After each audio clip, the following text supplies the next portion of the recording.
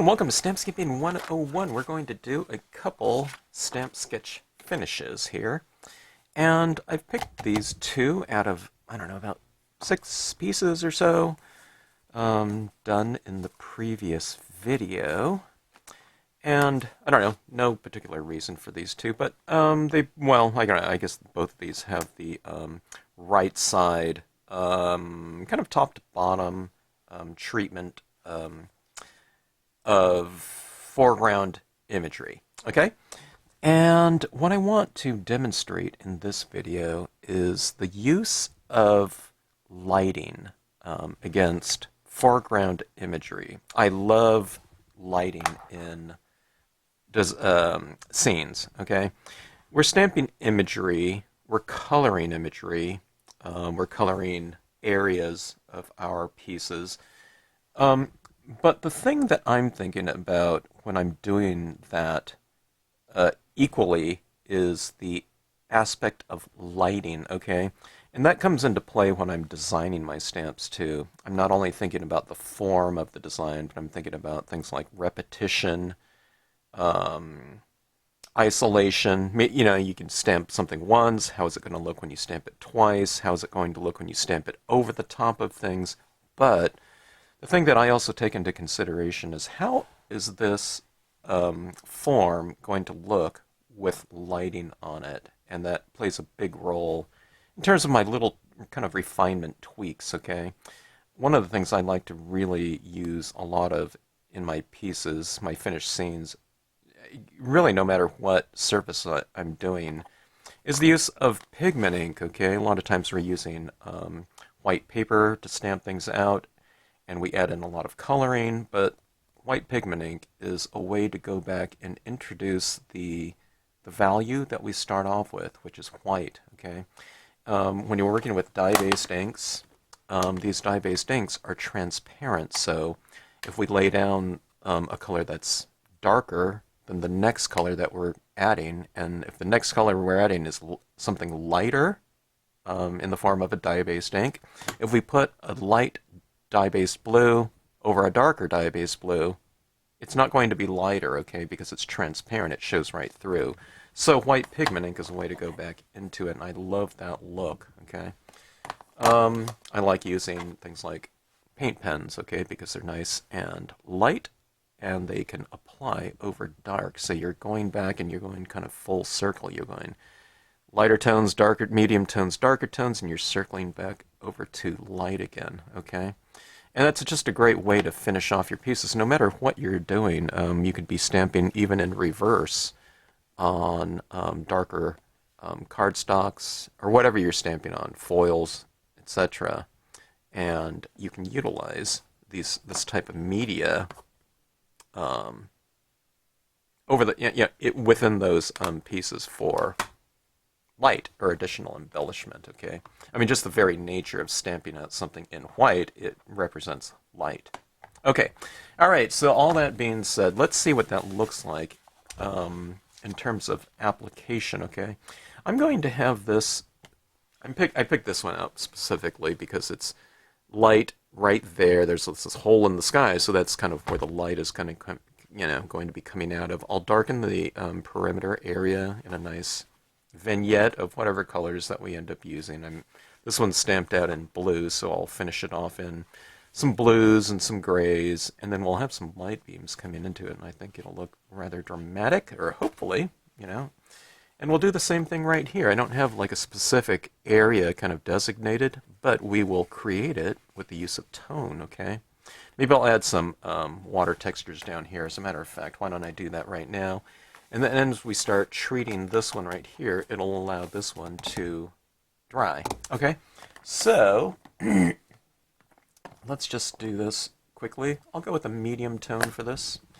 In my previous video, I mentioned how to go about utilizing textural forms, okay? In this case, water, a water texture to create lighting. Okay, now how do you do that? Well, in its darkest form, it'll be the wettest, okay? So I want to create some light coming from over here down in here. Okay, now this represents water down here, okay? And I like to create lighting on my water, okay? So what does that mean in terms of our application here, okay? Let me get some tone laid down here, some texture actually. But we'll also use this stamp as a texture, as a lighting tool as well. Okay, so this area down here by our loon, what I'll do is I'll keep that area a little bit drier and lighter in terms of my impressions. So when I first stamp this out, when I ink it up, and when I stamp it out, I'm not starting it in this area, okay? I mean, you can get a couple little impressions there, but for the most part, I'll stamp out these wetter impressions farther away from the loon, okay? And if I get over to the loon, I have stamped it out a few times, so it's stamping out lighter. So darker over here, because it's wetter, and lighter as I get to it, okay? Now, you don't have to, you know, go like this, and like, if you go like that, oh my gosh, I gave it a wet impression here. That doesn't matter, okay? Just by and large, go with a little bit of a heavier impression, kind of the farther distance from your lit area. So now it looks kind of like, you know, we start to see this lighting happening down here. So that really gives us a head start in terms of our lighting, okay? We're texturizing, we're coloring, but we're also lighting because we're not doing this equally over the whole thing, okay? I'm just, you know, some areas you're doing it heavier, and then some areas you're doing it lighter. So, I mean, if I wanted this to be lighter over here behind these bows, then, you know, I would do it darker over here. But when you have some little type of subject matter in the scene, like a person or a bird or something, like an animal, kind of a visual, landing spot or focal point of a piece, I would recommend lighting them. That's what I call spotlighting, okay? So, you don't have to do that just with the addition of colors and sponging on colors, using pens to do it. Just give yourself a nice head start using a stamp, okay? All right. Okay, now this one I'm going to work my tones around an opening in the sky, which is kind of a natural spot for my light source. Now on here, I'm just going to leave that open. Okay, I could put another cloud back there, but I want to show you just how easy it is to create your own light source, okay, by the use of selective toning, okay? If I add some tone up here, but I'd leave a little bit of white of the paper, or just a lighter area up there, that becomes your light source, okay? So it's about controlled use of applied tone, okay? All right, now I'll show you how easy this is to get into it. Can't be anything more accessible than a piece of paper towel like this, right? Found wherever you are in the world. If you're doing this type of thing, just make sure your images are dry. You know, you don't want to be doing this, you know, type of motion over wet media. Sometimes if you're going with a really wet pad too, and you're using the same medium, in this case, dye-based inks, you know, if you start kind of spreading around, it might put your, in this case, black imagery back into solution, and you might get a little bit of smearing. So here, I can go like this, in other words. Now this is a really light value blue, okay? Like in its heaviest, darkest moment, it's really light to begin. Let me re-ink this too here. Just to make it a little bit wetter so you can see a little bit more, okay? If you don't have a pad too, I recommend to a lot of people just to get the re-inker, and you can put that, you know, a couple drops down like that, okay? And you just soak up like that, and you're ready to go. Sometimes people don't understand what I mean by if you get if you're looking for inks and you're on, you know, a budget, okay, and you're thinking about what colors can I spend my whatever $15 on, or 20, or whatever it is, okay, and you want to get some new colors. All right, if it's a color that you don't necessarily use to stamp imagery in, now this blue right here is just so light, okay, summer sky, I would probably never stamp an image out in this color.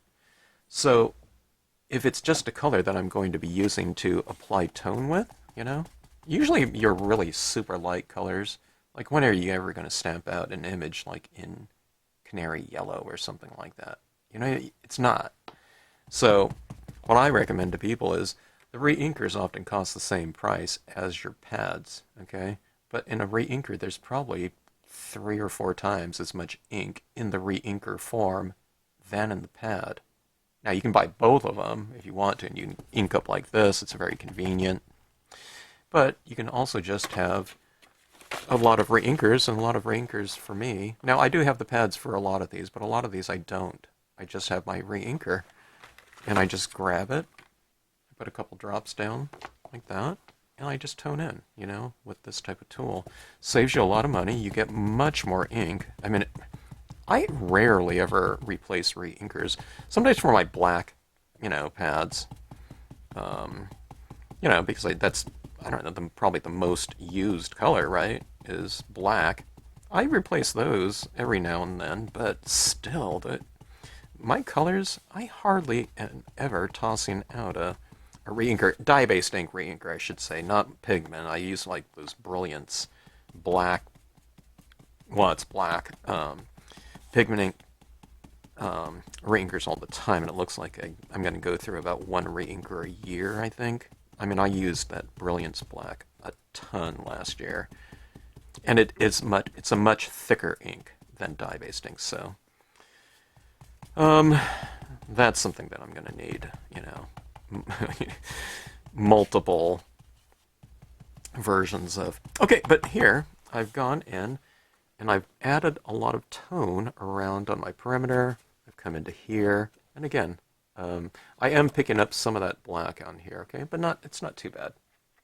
Okay, so let's do that concept again here with the re-inker, okay, because that also makes things go really fast. Okay, so you can dab down on something like that, or you can just go directly onto your applicator like that. All right. Now this is for the most part with your first color. You know, with our first color we get a lot of coverage. Okay, light right here, and I'm going to put some light right back in here. Okay, behind my cabin. All right. So if I want that to be a lit area behind my cabin, okay, I'll apply some tone like this. Now this is really juicy, so I need to be careful that I don't apply too much over here. And let's see. Okay, I am picking up a little bit of that black in there, so I'm dabbing like this. Okay, now I'm going to pull some of this color over. All right. Now this is like super juicy. I see I'm starting to really blur some of that black, okay? But there it is right there. It's a little bit of gray blue. But see that area behind my cabin? I've left it light. Now you can't really tell it, you know, it's not super dramatic right there in terms of the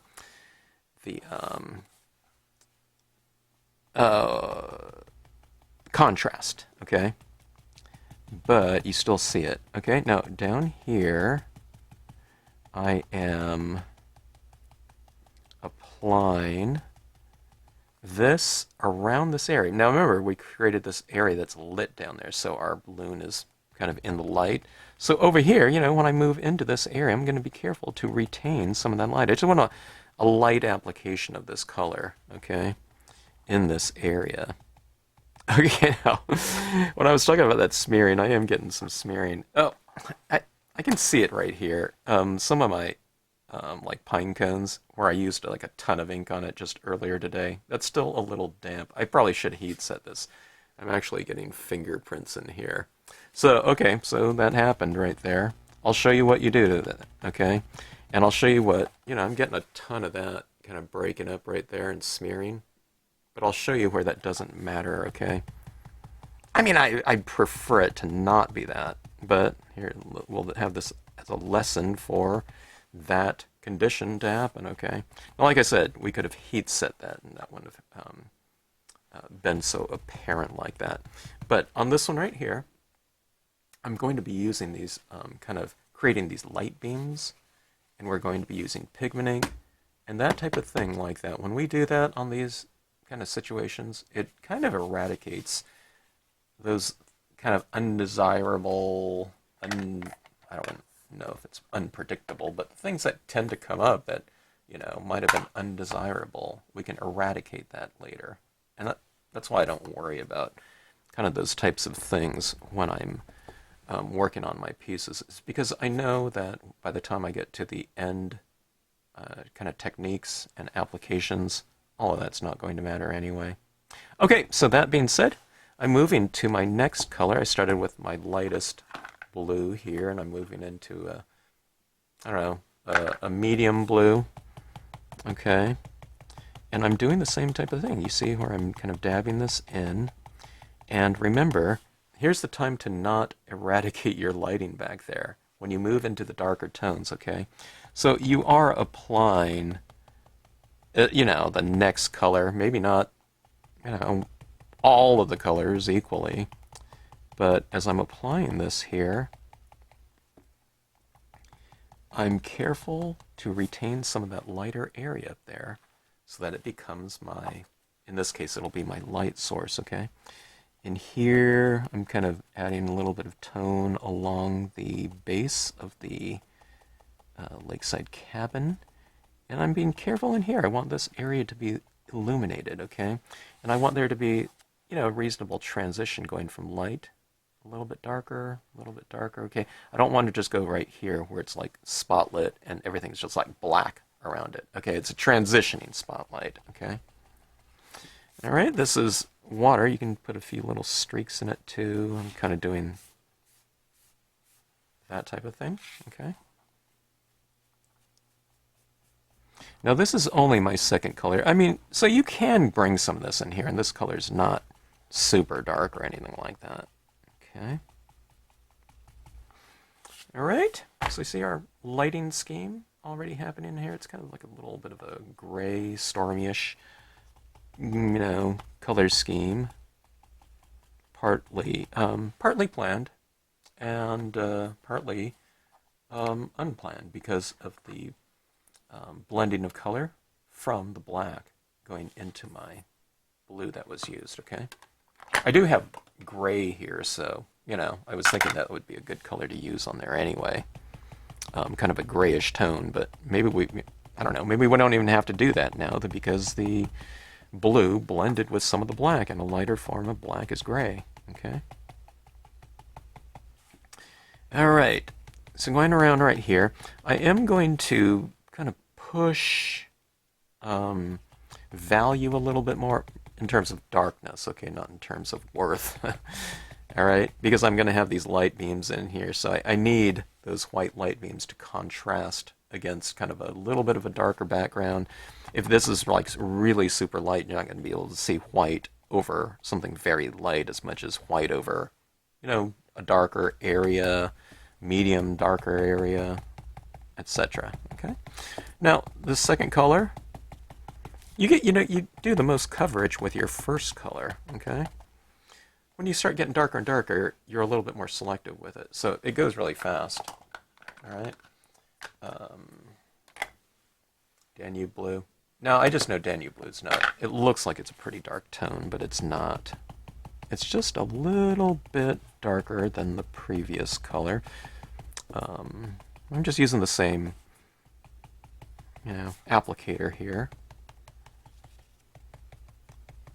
So you're getting a little bit of a blend of the two, but look at that lighting coming in there.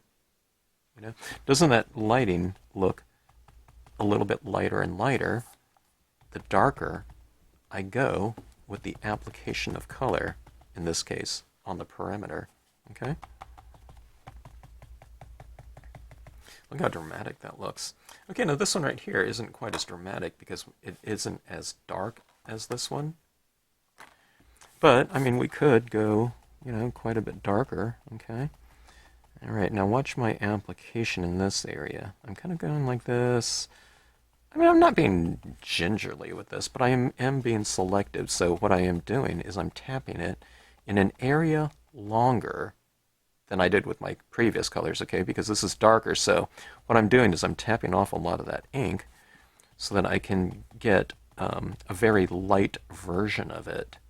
And I get darker in this area by repetition, okay? Rather than by, you know what I mean? Taking a darker color and being expedient with it, okay? And that way, you just have a lot more control over it. You have a lot more control over it because you're staying in one area longer. And then when you move with it, you're doing it with a, you know, a very light version. It's like a powder Danube blue or something like that. A powder version of it rather than a slathery version of it, okay? So see, you know, you just tap like that. Most of the times, you know, your kind of movement with something like this is just the natural position, okay? I'm not really kind of adjusting, you know, and having to really consciously be aware of it. You know, people's taps are going to be a little bit, but just don't tap too hard, okay? And then just keep it nice and comfortable. And it'll be, you know, kind of an ergonomic application of that color. And you won't be aware of your positioning when you're doing this type of work. Now, I'm kind of stretching out a little bit more because my camera is over my table a little bit more, but kind of keep things within a nice, comfortable distance for this process right here, okay? Don't kind of, you know, be extended and going out here. This is why I just turn my card as opposed to reaching over here and doing this and coming over here and doing this, you know, with a right side up scene. But see that spotlight coming in, you know, and this area in the back of that cabin is lighter, so that'll be kind of the lighting coming through my pine boughs here.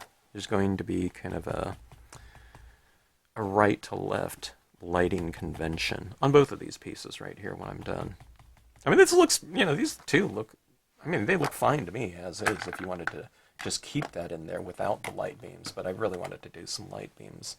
Okay, so talking about the Danube blue not being very dark, your Marvy tones, the equivalent Marvy tones are going to be quite a bit deeper, richer, more saturated, and thus darker than the other brand equivalents, okay?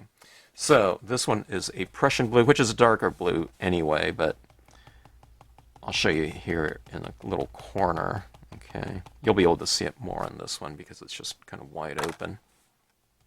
But see, kind of just going with a little corner application of a darker value, okay? It's not a different hue, it's the same hue blue.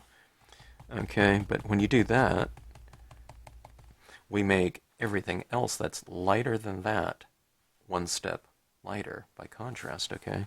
So it just looks as though these areas in here are lighter because you have something darker around it, or, you know, somewhere near it, but perception is by contrast, okay? So adding that in there like so. See this paper towel? It's going a long ways, right? It's a pretty good tool. I used to use the Color Box stylus tools, which were really fantastic, but ClearSnap, unfortunately, is no longer around. They used to make those tools. Okay. See that right there? Look at that lighting by contrast. Okay. Four corners. I'll show you how fast this can happen here.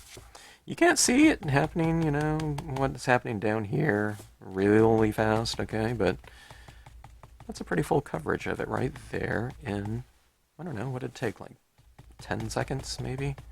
If that, okay? This corner right here is also being applied. I don't know, it's probably like 1 minute for that last color, okay? And we've made it both darker and, by perception, lighter. Gosh, look at those branches. And the branches are really kind of blending in with the background right now, too. Because you've taken kind of these darker tones, and you've added that vignette in there. So it harmonizes with the imagery really nicely. Now, a lot of times what I like to do is the colors, the darkest colors that I stamp something out in this case it's black, and that'll be the case with a lot of the scenes that I do. I like to go with a little bit of corner application of that same hue. Okay, now, if there's an area that's, if that lighting was right there up in the corner, then I wouldn't hit that corner with black, okay?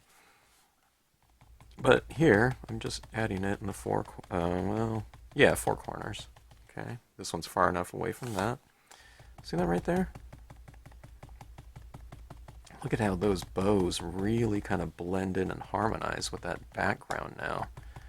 Okay, it's kind of a little bit more of a grayish tinge, okay, because it's not straight black, but using it kind of in its drier form. I'm using it in its wetter form too, but I'm using it on a paper towel, so it's not just like a straight application of 100% black ink. Okay, I mean, you could get it to that by going with a lot of repetition, but I'm not. I'm just kind of going on a little corner like that. Okay, let's do the same thing with this one, and then that'll be done. Okay, so it doesn't take too long to do these types of things. Don't think, if you haven't done it before at all, okay, spend a lot of time with your first inks. A lot of times people want to get in to the darkest tone as fast as possible, but the most amount of time is with your lightest of color, which shows up the least, so sometimes people are a little bit, anxious to kind of move on and to see this type of look really soon, you know what I mean? Like after using like their first two colors, they're like, wait a minute. In their mind, they want to get to this, but you get to this through, those additional values that you've added. Okay, now this one right here is the one where there was a lot more of that black that kind of blended in. So it's a little bit more of a grayish tinge like that, okay? Let me show you something here too, okay? We're talking about different brands of inks. This brand right here. Now, I love Memento inks, okay? Don't get me wrong. They're of a great kind of thick consistency, so they really spread around, especially on cardstocks, be it a matte cardstock, silk weight, satin, or glossy, okay? The three kind of variations of cardstock coatings and finishes, all right? But let's take, here, let's go with a different part of this little paper towel. Yeah, I could go with a new one, but let's just use this kind of as an example for, I don't know, whatever. Reuse, recycle. Okay, let's add some of this blue down here. This is real similar to Bahama blue, you would think, right? And you can see what it looks like. Here, I'll put it on one side, and you can see it, how it looks, okay? So here's the Marvy blue, okay? Now, oftentimes I use, the Marvy inks in conjunction with other brands, okay? All right, adding it down like so. Can you tell anything right now or so far? Okay.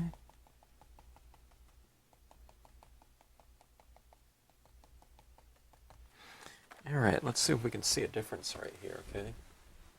You see a difference right here. I put it right here and here. Can you see the difference between down here or over here? I think it's quite dramatic.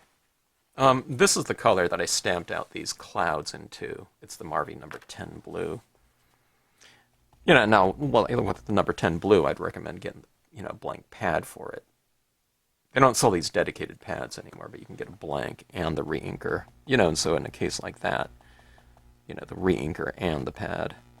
Okay, so this is just getting a little bit richer of a surface intensity.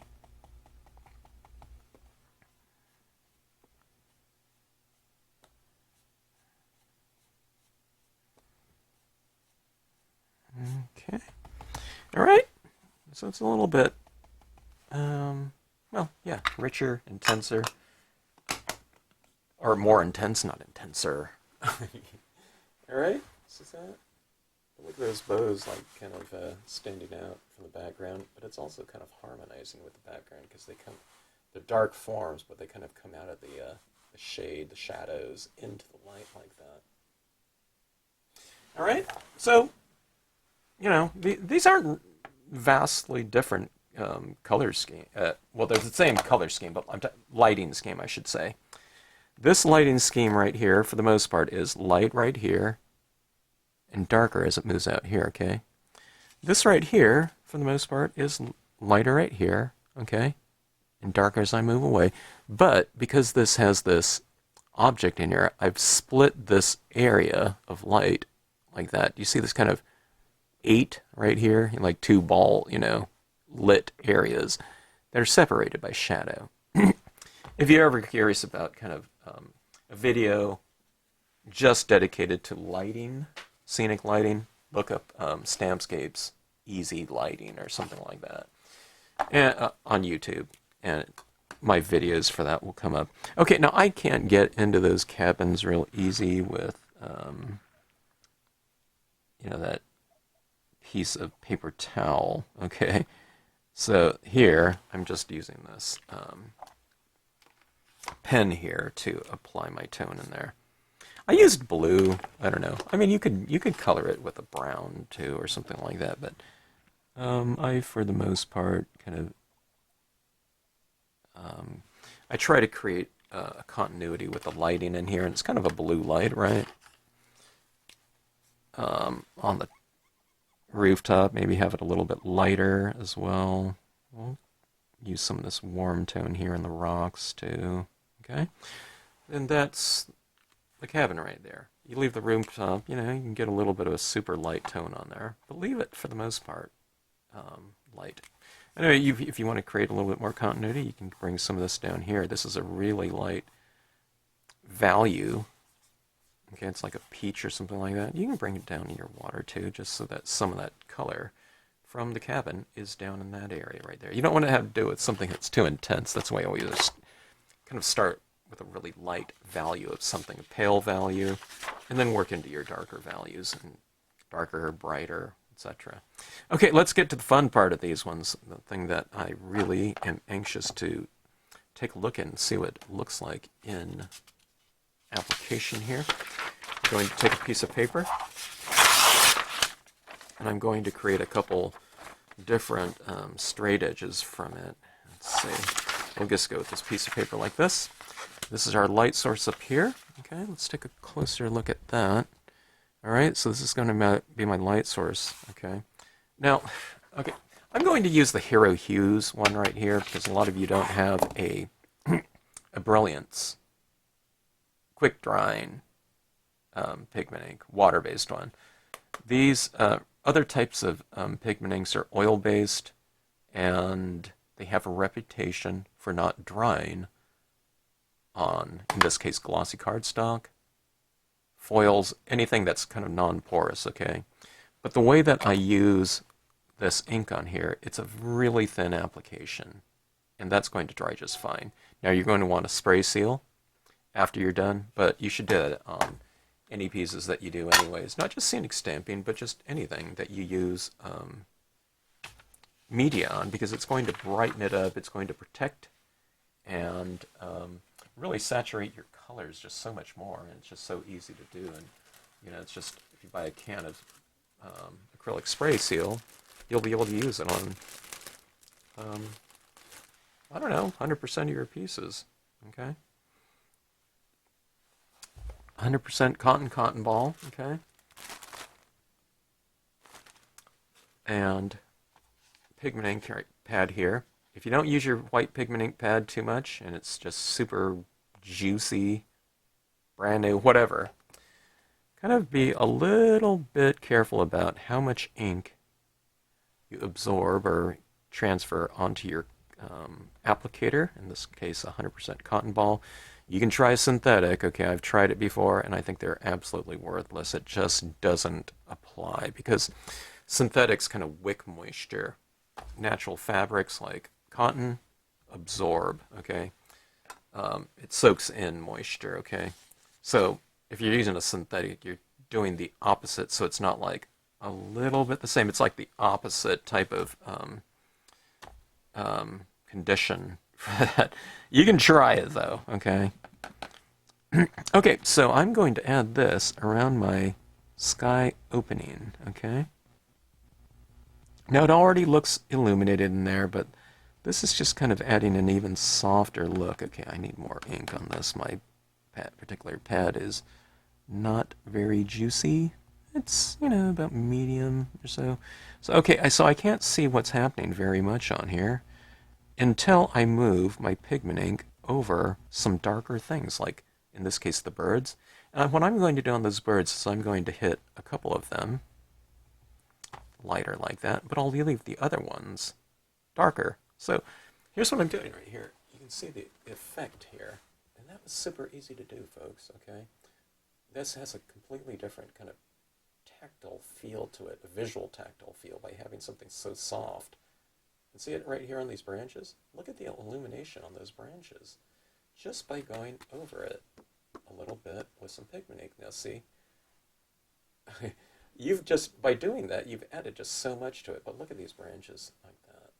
Doesn't it look so much more kind of, I don't know, there's a sensual feel to them now. Now don't do it over the whole thing. Have it contrast a little bit. Have it illuminated and soft and crisp, okay, and the same thing. So when you go darker over here, this looks lighter by contrast, okay? So if you go like this on this branch right here too, and put some of it on like one branch or whatever, and leave the other part just dark and sharp, you're creating that textural contrast. Okay? All right, now you don't have to do it over everything, and there's not really a mistake. It's like, oh, I illuminated the wrong branch or something like that. If you really don't like it, just take your Q-tip and just wipe it right off, okay? It'll come right off for you. Really, even after it dries. That's why you spray seal, okay? But this is pretty dry on here. I mean, it's not damp because I've barely applied any of it. It's just a really thin layer. But let's try some kind of a little bit more of a more dramatic light ray beam. Okay, so I'm going to have some light beams coming across here. We won't do too many, maybe about 3 or 4. You have to kind of designate in point of emanation. So a vanishing point, I'm going to choose this little, there's this little billowy clouds. I'm going to choose that point in between that one right there is my point of emanation, like this, okay? And I'll come like this. See, that's a vanishing point right here. And here, over here, it's flared, okay? You can make your light beams as wide or as narrow as you want, okay? And I'm going to come in like this, and I'm going to add that tone back here. I want it a little bit brighter from the source, or lighter, and then I'm going to come across here, and I'm going to break this up a little bit too. I'm going to hit it. So I'm coming right here, pretty solid, okay? But then I'll just come over here, and I'll put some of this on the bow right there, and I'll put some of this on this other part of the bow. And you can come all the way to the edge if you want to, but I like to kind of leave it a little bit more kind of broken up like this. So see that light beam coming across there? It's subtle, okay? No, I didn't go all the way over here. You could have, though. So there's no point. There's no wrong thing or anything like that, okay? I just want to make that clear. And variation looks better. Okay, so let's go in like this, and let's choose that same vanishing point, okay? And we'll come down here, and we'll make... I like to make, my beams a little bit different from beam to beam, so we'll go a little bit wider like this one. But maybe, I don't know, this beam might be kind of weaker, so you can kind of add a little bit of pigment ink down there if you want to. I mean, you can add more. There's no, like I said, you just kind of vary it from point to point. Now, sometimes it's easier just to go with the same application and it's harder to gonna go irregular, and for some people, maybe me included, it's just easier to kind of put this slathering of paint across there. But I just found that I think it looks better to have that variation going in there. See that right there? See that beam? How much wider that is right there? Now let's go with how about a narrow beam? Like a little one coming across here. And maybe I can make it go. So I'll have a beam coming through here, and I'll have it go behind this branch, but in front of this one. How's that? Okay. So you just kind of have to kind of keep track of your point of emanation like that. All right. And see, I'm going to cover up these branches, so it's kind of hard to tell. Okay. So you just keep track of it. So I'm going like this, and I'm looking down here. So I'm going to put that light coming in here and have it weaken right here. And then back here, I'll kind of go strong. Okay. Now we're not going to be able to really see this beam through this area too much because it's very light. There's hardly any contrast between this white and the background. Okay. So coming over here, I mean, I can put a little of it over those foreground branches, or needles, I guess I should say, and I'll add a lot more of it right back here on the back of the page, okay? So I didn't go right in here, so I went white, none, white, okay?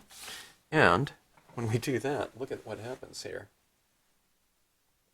So that beam is coming through there. You can't really see it because white on a very light blue doesn't show up very much, but it shows up down here. So it's like going underneath that branch and over the top of that other one. So see, it makes those branches look a little bit more three-dimensional when you do that. I mean, I can have it coming down here too if I want to.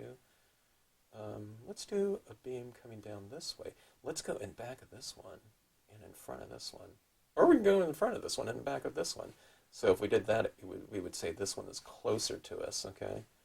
So whatever one you put it behind, it will lift it kind of dimensionally, or visually, okay?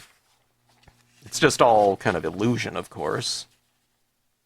All right, so finding my source, or point of light, okay. Okay, so it's this one right here, going in back of and in front of this area down here, all right?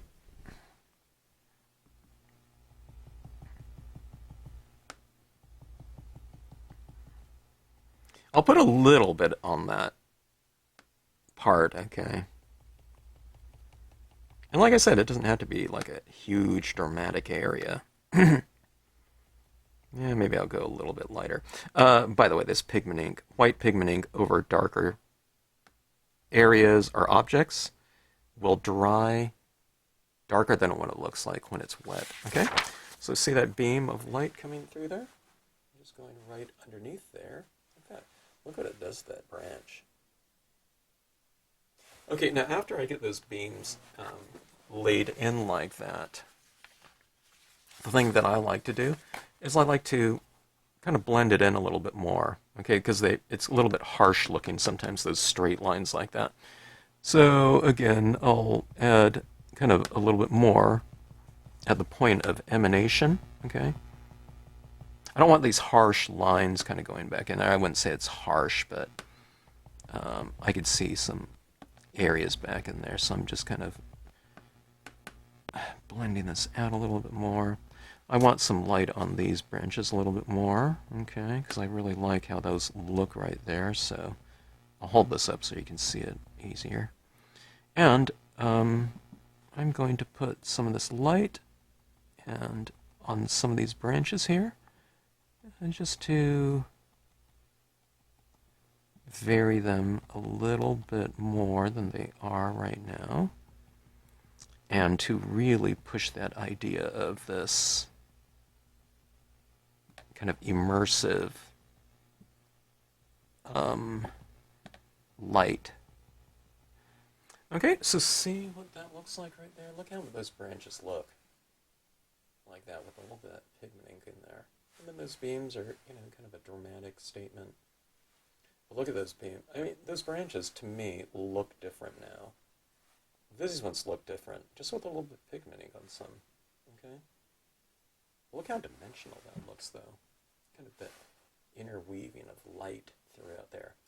When you do that type of thing, it becomes a little bit more kinesthetic looking, you know, because we're aware of this, the air in between us and the background, you know, we're not just this kind of these objects in space. Okay, on this one right here, I don't know if I'm going to add these beams in here. Let's just go for kind of a little bit more of a subtle lighting in here, okay? So, I like scenes or even being at a place kind of in the morning around water when you get that mist kind of rising off the surface. Okay, so let's try that here. Let's add some of this mist in these areas around here. So this is my lit area. Okay, that's the same thing in here, and I added that white around in there. Okay, so see, I'm kind of creating this transition area between the light and the dark. We did that with our colors. Okay, this kind of smooths out those areas too. And this, again, this is the type of thing that I'm doing on my pieces anyway, because I think it looks better. But it also, you know, if you got some smearing or something like that that occurred in the process of adding your colors in, this, I don't know, this kind of, it eradicates a lot of it, or it minimizes it. And, you know, you might still be able to see a little bit if you really, you know, are looking or focusing on that type of thing, but I don't know. To me, it gets rid of all those types of undesirable marks. And it just becomes, I think it becomes a strength, actually, when you get kind of that mixture of colors. Sometimes it black, you know, smears, and you get a different tone than you would have had. Okay, so right up here, see right along my shoreline right there? That whole area in there is crisp. And what I like to do is I like to add a little bit of this tone right around in there, and it becomes kind of a fog on the surface. Okay, I'll show you the difference between this side right here and this side over here. I think that makes a good contrast with that, but let's put a little bit right down here too.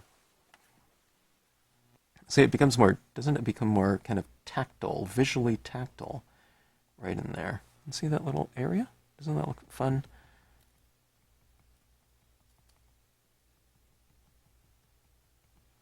Like that. Okay. And you see this where it's on some of these bows, okay? We're illuminating some of these bows of you know, these pine, evergreen. We can put some in the background in there, okay? I'm not going to put it over my loon head. I want that to be nice and crisp, you know what I mean? I don't want to obscure my kind of star character that's in that area. The cabin is kind of a focal point, but so is that loon, so the two of them, I don't want to just completely obscure. You could do it with the cabin, and it'll push it kind of back in, you know, the distance a little bit more from a visual standpoint. I guess that would be okay. But for the most part, I would like to keep it a little bit varied. So some tone on it, but leaving some area just as is. All right. It kind of integrates everything together too, doesn't it? By having this texture and light over things that are both in the foreground, midground, and background. All right, see this right in here? Look at that lighting right around in here.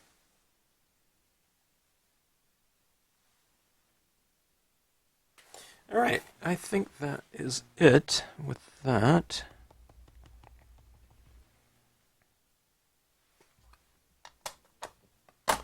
Now, let's go in. I mentioned the paint pen. All right. Let's add some highlights in here. Let's zoom in as much as I can. Let's see. I've changed my setup here, so let's see if I can get my camera down a little bit lower. I've got a computer on my rig here now, so it's kind of hard to lower that. Okay, 0.7 millimeter acrylic paint, white paint pen, okay? These are really fantastic. They come in all kinds of different colors these days, too. Okay, so I am applying some of this to my branches, and I'm applying it where the light is hitting it. So in other words, where I added some of that white pigment ink over it, okay? I mean, you can add it in other areas, too. And I'll bring this up so you can really see it, too. Okay, this is the first time I've added these highlights on these bows, and that looks really awesome. So look at that lighting hitting that, okay? So that's what I was looking for. It looks so much more three-dimensional now with that on.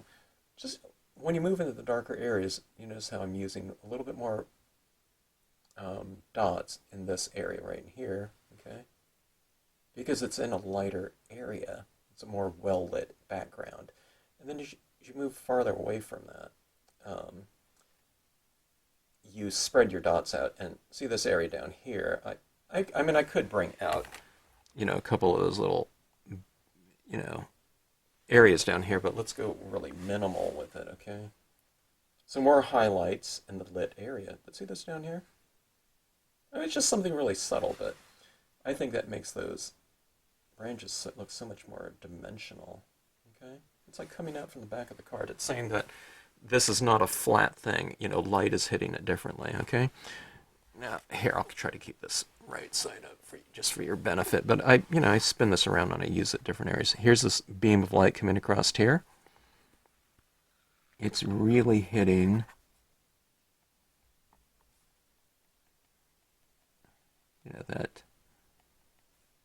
those needles, in this case, those pine needles,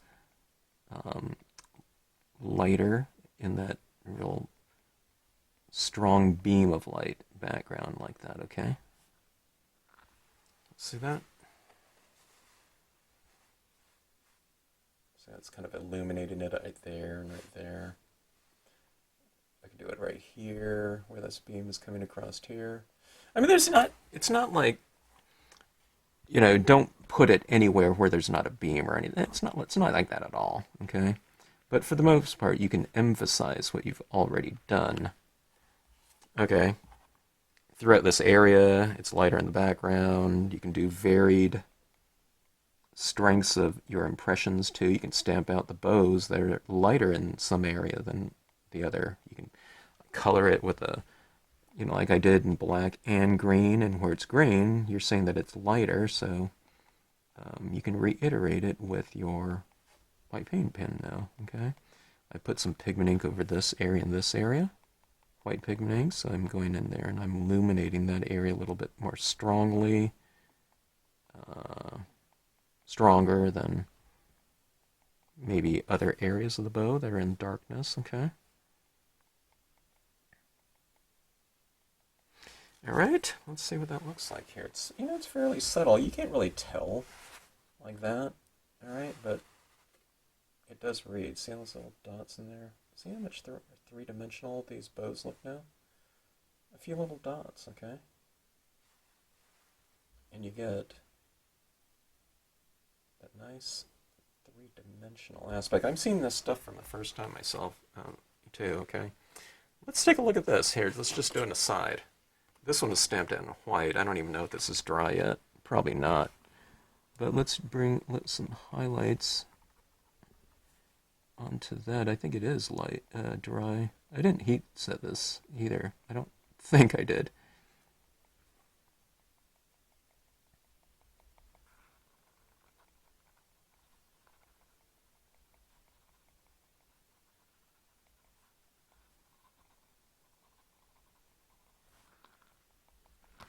Yeah, that looks good. Okay, can you see that? This white paint pen it's lighter than the pigment ink impression, so it really stands out from a textural standpoint. I mean, it's subtle because it's white on white, of course, but I can see it enough in there to make that look like a more three-dimensional impression. I think it would be interesting to do these white highlights on top of maybe a silver bow impression. Wouldn't that be cool? Or gold. Okay, now on this one right here, this is where I got a lot of that smearing in here. That impression right back there was pretty wet still, okay? So this is where the pigment ink plus this pen just, it gets rid of a lot of those kind of undesirable areas, but it's not just something that's utilized to repair it. It totally enhances it as well anyway, so I would have used it anyway. You know, these techniques in here.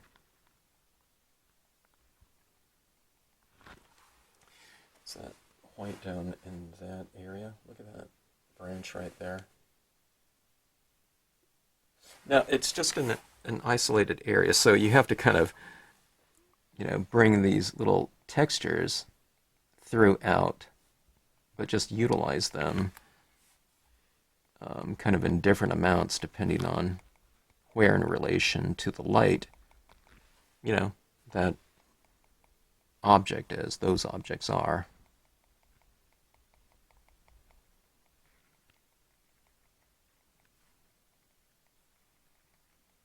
Oh my gosh, this is looking so much more dimensional. This was like exactly what I hoped, how I hoped these would look. These branches are how they would work too. There's just so much more form in these ones than like my reeds, like this, which I usually use for my foregrounds, which I'm sure I'm not going to use anymore, but there's just so much more texture in here and fine texture, and you can utilize a lot more of the, you know, this type of look in here with, yeah, very effectively, okay? Okay, let's take a look at this branch now. Okay, remember before, just like that, but look at these little highlights in here, bringing it out from the background. Okay, I put a lot of air into this area in the impression itself. That's not white in there, but see, adding these little extra bits in here, like that, it reiterates what's already in the design. So that's what I spent a ton of time putting that airiness in between those, so that when I add this white down there, it just kind of incorporates in. But look how three-dimensional those look now, with the little, you know, clusters of little dots throughout there. Okay, let's bring the same type of dot structuring into this water. Let's make this water kind of shimmer a little bit more. Okay, I know this isn't a video on shimmering water, but we use this little dot convention in our branches, and this is how you can incorporate that into your surrounding area as well. So more in the lighter area, okay?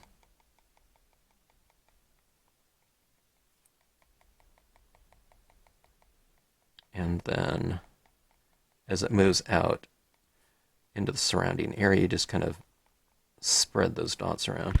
There's a little, you know, this loon right here. I can kind of follow the pattern and the ripples that the loon is creating. All right. And let's put, you know, I can put a few little stars in our sky. It kind of reiterates the textures that are going on in the piece, okay? But in one area it represents kind of shimmering light, and the other areas it could represent stars in the background. All right. Now I'll format these cards at a later time. One of the things I need to do is I need to spray seal these, okay? But for the most part, you know, they're pretty dry. The acrylic paint pen dries pretty fast. But see those? Let's take a look at the bows, okay? But look at that lighting put into them. That worked really perfectly for the, you know, kind of little smudging that took place. It crisped them back up by having those little dots in there, and it's kind of crisp light, you know, because I smeared a little bit back there because the impressions were still a little bit wet. But, I mean, they look perfectly crisp to me now because of that white paint pen. All right, but doesn't that stand out nice and kind of dimensionally against that background right there? Because I put a little bit of that. That was stamped out in the same black as this, okay? And it was a strong impression of that, but you put a little of that white pigment ink back there, like right in here and right over here, and it looks so much farther back in space by relation. Okay, now let's take a look at this one right here. Look at the light beams going through the branches. Like that. You get that little highlighting on the branches. Yeah, I don't know. Fun stuff. I'm always curious to know how these new designs are going to work out with some, just kind of from a foundational, compositional standpoint, but also in the smallest of details. And you really don't know exactly, I have a pretty good idea these days of how things will work out when I'm designing them because, with my experience, but you never truly know until you try it out. All right. Hope you enjoyed it. Thanks for watching. And if you have any questions or comments, please leave them down below. And until the next scene, thanks for tuning into the Stampscapes channel. As always, really appreciate it.